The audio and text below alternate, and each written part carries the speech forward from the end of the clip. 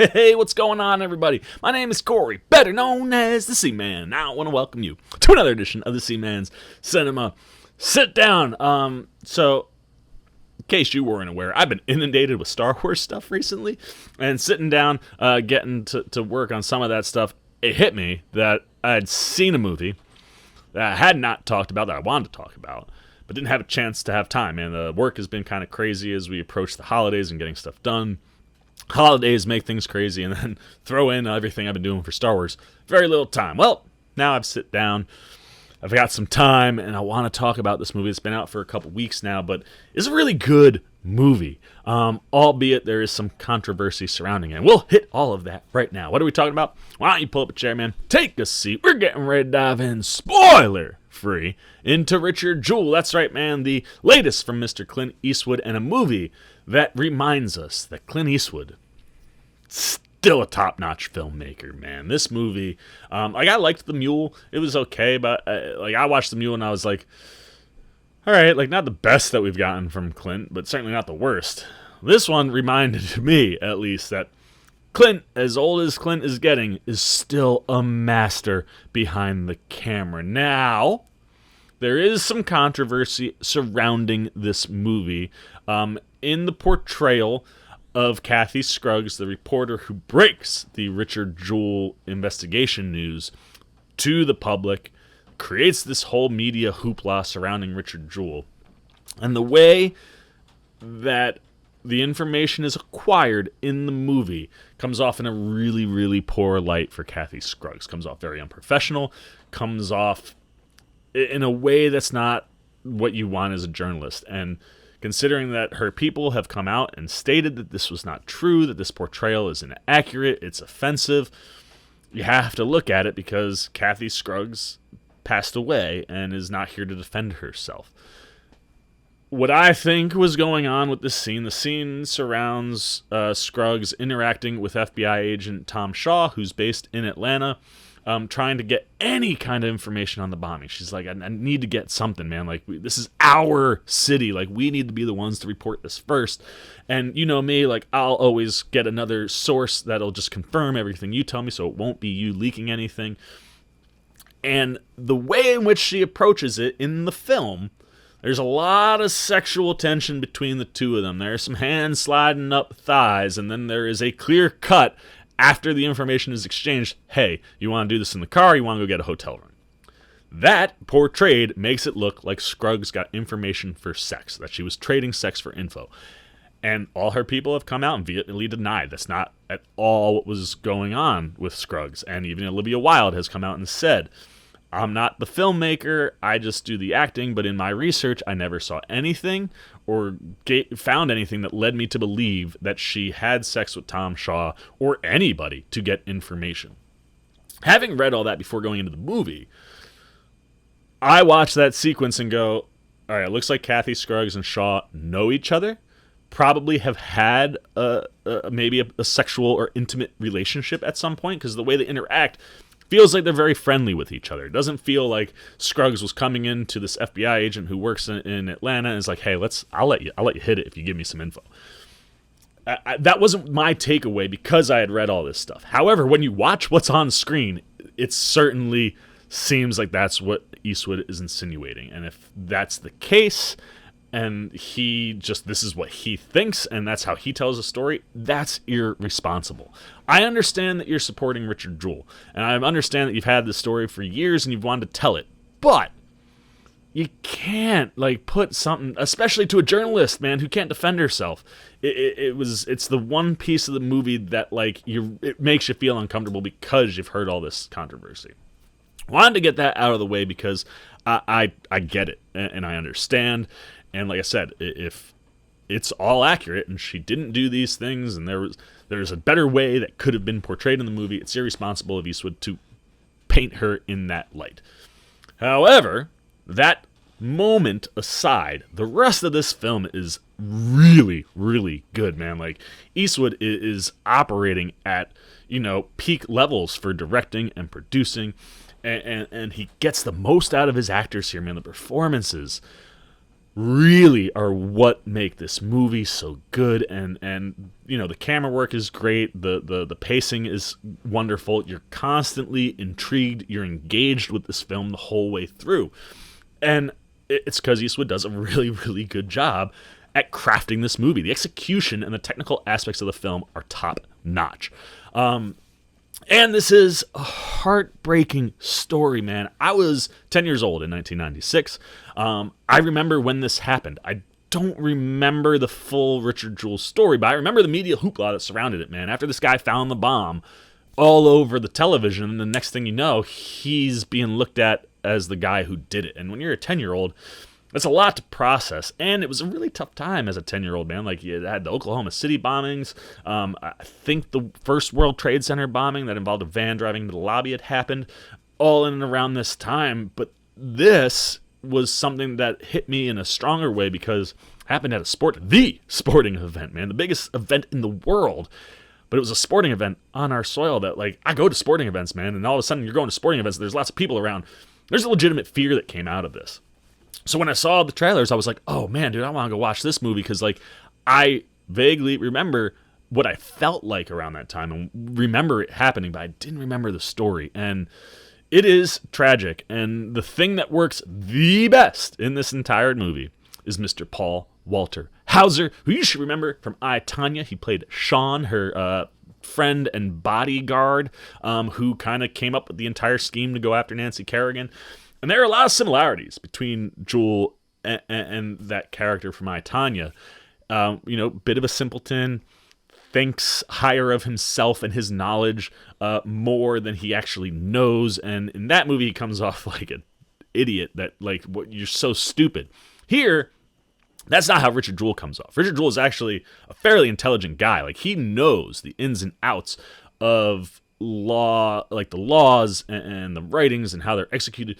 He did a lot of book work and studying, but he also was at one point in time an officer of the law, and then things happened that made him lose that job, and then he became a security guard and was always trying to get back to being some form of law enforcement. And when you watch the movie, you understand guy probably had a few screws loose. I'm not saying that Richard Jewell was a perfect person. And I'm not saying that the FBI shouldn't have been investigating him. What the FBI did wasn't wrong. There had been other bombings, fires that had been started or plotted out by the person who reported or saved the day. And he fit that profile. And the irresponsibility comes in when Scruggs prints that article. And Hauser's performance is just... It's so good. Like, I feel bad that he's got this movie in this year because he won't get nominated because the crop in supporting and lead acting this year for the males is so strong that there's not going to be a way for him to fit his way in. But his performance is nomination worthy, man. Like, he makes you understand that this guy's got a couple screws loose. He doesn't quite see things the way he should, like the way he should do things.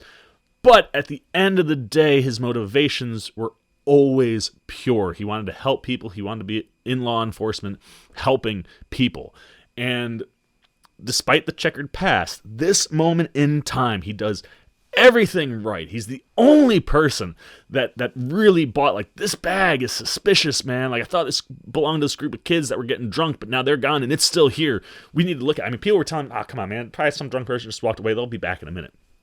He ends up saving lots of lives, and a hero he was, but the tragedy is he only got that for a couple days, and then Scruggs prints the article. It says FBI is looking into, Richard Jewell, and the article, at least in the movie, comes off like also like this was going to be a slam dunk case. I mean, Eastwood does a great job of using actual video footage from '96, and you see Tom Brokaw basically say at one point, like, this is a closed deal, man. The FBI's got him dead to rights. This guy's got to go to jail. This guy never did anything wrong, and it's heartbreaking to watch for him because, again, of that past and what his ambitions and what he hopes for, and the fact that he's not super common sense bright. You might know things about the law and stuff like that, but when it came to, like, the common sense stuff, wasn't the brightest person, and you're just like, this is his moment, man. Like, Kathy Bates, who plays his mom, Bobby, she is going to break your heart and make you cry in this film. She's tremendous. She's so good.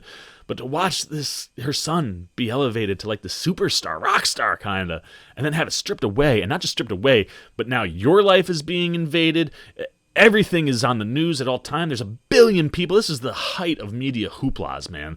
Like, tons of people on your lawn every single day, and it's heartbreaking to watch Hauser's performance and Bates's performance, and together on screen, they're so touching and they're so strong that they're the two best things in this movie. And like I said, Kathy Bates, she is nominated because the female lead acting and supporting acting categories aren't, I don't think, as strong as the male categories. And she deserves to be nominated, man, because whoo, does she pull your heart out of your chest twice in this movie. There are two major moments where you are just weeping because of her performance, and then thinking about, like, this stuff happened. An actual mom had to say, oh my God, man. And even Hauser, he gets to, the one thing that's different from his character in I, Tonya is that he does have some emotional impact beat moments where he delivers the material so well. I mean, a lot of his delivery is here, and it's not monotonous, but his tone is more reserved, and he breaks that like twice in the movie. Both times you're just like, good for you, man, Richard Jewell. And that's just from bringing performance from Hauser. Now, the movie also has a ton of other actors in it. Sam Rockwell plays his lawyer, Watson Bryant. I love their relationship. I love the way they interact on screen. I love Rockwell's performance and the way in which he approaches things, how he meets Jewell, why he's in Jewell's life, and then how he switches to taking this so seriously when he realizes that, like, they want to, like, hang Richard Jewell, man. Like, and this guy didn't do anything. And watching that relationship and watching those performances together, everybody that interacts with Hauser has really great chemistry with him on screen. And, then, of course, there are the two people surrounded by the controversy character-wise, and that's John Hamm, who plays Tom Shaw, and Olivia Wilde, who plays Kathy Scruggs. And I think they both do an excellent job at what they're asked to do, albeit that sequence, has that controversy to it. I think Olivia Wilde is electric in the movie. Like, considering that she came out and talked about, like, her, like, research and stuff like that, I would have to assume that her portrayal of Scruggs was pretty accurate. And she is a fireball, dude. Like, you can just see what was driving and the motivation for her to try to get ahead, because that's what she was focused on. She was one of those go-getters. Unfortunately, she just doesn't do her job fully here, and it creates really bad stuff, but you see the full evolution for that character, and we see a full evolution for Tom Shaw too, which by the time you get to the end, and the actual guy who did it comes out 6 years later and admits to it and is arrested, the Tom Shaw stuff, you're just like, oh man, like, good, stick it to that guy.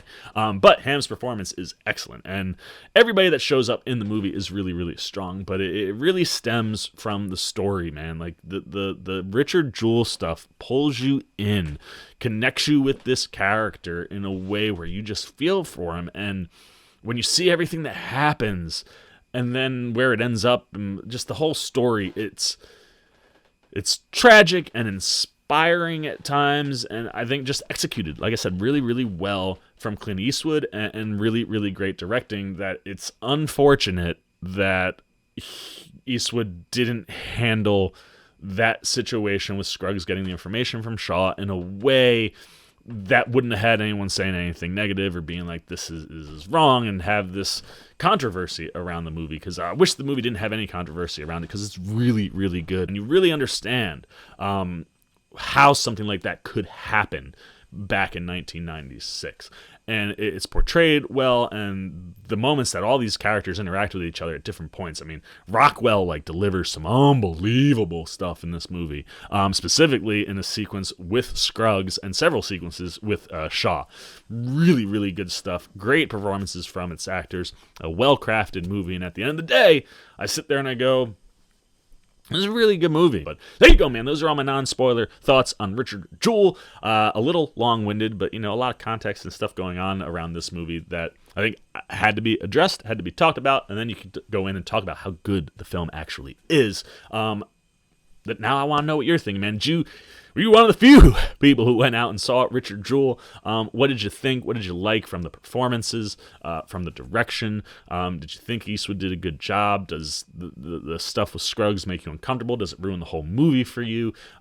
Anything you're thinking about Richard Jewell, if you've seen it, goes down below in the comments, as does all your comments if you haven't seen it, man. If you haven't seen it, let me know if I've intrigued you to want to check it out. If this was something you were going to look at, if this is something now that you want to look at, and what it is you're looking forward to in this movie. I'm telling you, the performances are spectacular, and Paul Walter Hauser shows you that there's more depth to his acting than I think even I would have realized, because his character is so similar to that character from I, Tonya, that when he does get to those emotional beats and has to deliver and finally break out of this kind of like easygoing attitude, he really shines, man. I was so impressed with him. And then, I mean, the rest of the cast, you know what you're getting from them. They're all phenomenal. So let me know what it is you're looking forward to if you want to go check this out or what's drawing you to it. Anything you're thinking about Richard Jewell goes down below in the comment section. As always, if you enjoyed this video, please give me a thumbs up. And if you're new, you want to come hang out with the old C-Man anytime we're talking movies, boom, hop over there, hit that subscribe button, come join the Cinema Sit-Down Squad. And if you want alerts immediately when I drop things, you can hit that little bell and you'll get them on your phone, on your laptop, wherever you set them to pop up. They'll pop up if you want to catch anything the C-Man's saying or doing anytime he drops a video. So there you go, man. Do that stuff for me. I'll keep cranking on the content over here. Until next time, for the C-Man Cinema Sit Down, I'm the C-Man, and I'm signing off. Peace! Well, I'll be. You guys are still here. You must be looking for some more content. Well, don't worry. C-Man's got you covered, man. You got videos like this guy and this guy. And if you haven't yet, and you want to come check out all the C-Man goodies, join the Cinema Sit-Down Squad, man. Hit that subscribe button. And don't forget to hit the little bell down below that, too, so you can get alerts every time I make new videos.